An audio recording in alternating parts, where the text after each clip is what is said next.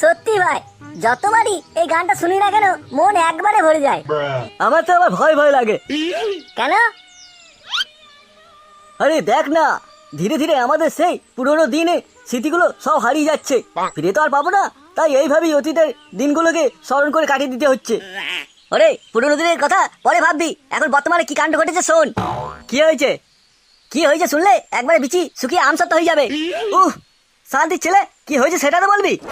আরে ওই যে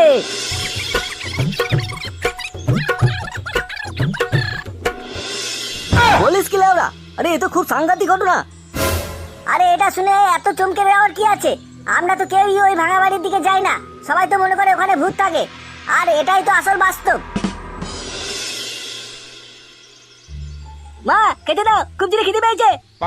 হ্যাঁ হ্যাঁ, এই যে দিচ্ছি, আমার হয়ে গেছে, তুই খাবারের জায়গায়